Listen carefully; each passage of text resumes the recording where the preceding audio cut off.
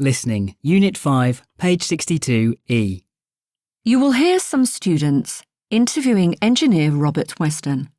For questions 1 to 6, choose the best answer, A, B or C.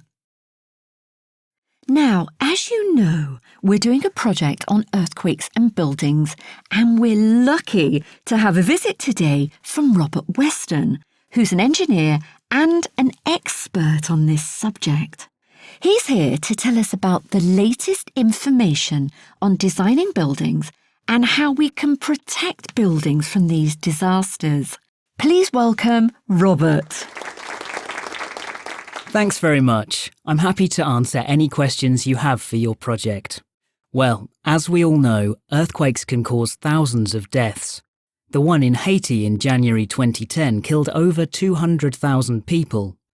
But the reason so many people died is not the earthquake itself.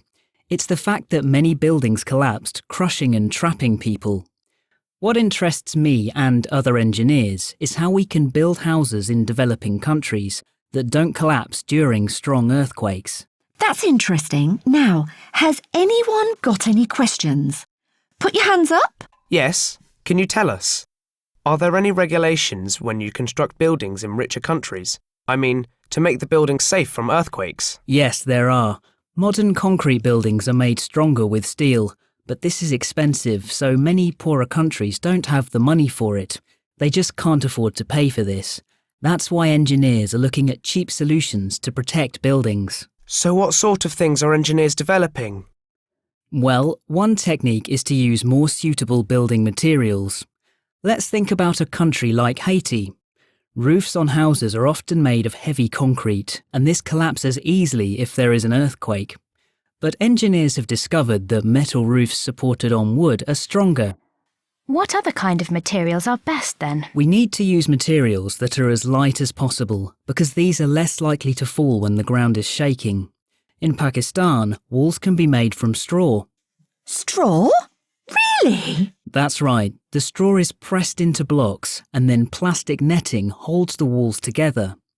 We put this on the inside of the wall.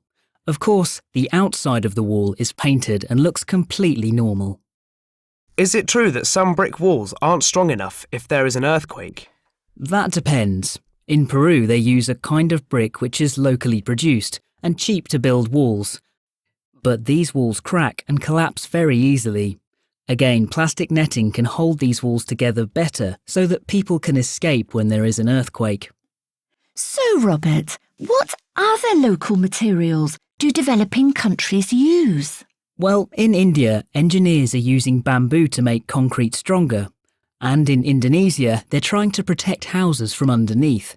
They've put old tyres filled with sand under the building and then construct the house on top. Sorry, but are these cheap and local materials really better in an earthquake? Generally, yes. Some of them are not as effective as more expensive methods, but they're better than nothing at all, and something that poorer countries can afford. So, finally, Robert, do you think these new ideas will help protect people in these countries? Well, I hope so, but so far progress has been slow. Some of these new types of houses have been built, but sadly many millions of people are still in danger. Well, let's hope that many more houses will be safer in the future. Robert, many thanks for coming to talk to us today. My pleasure.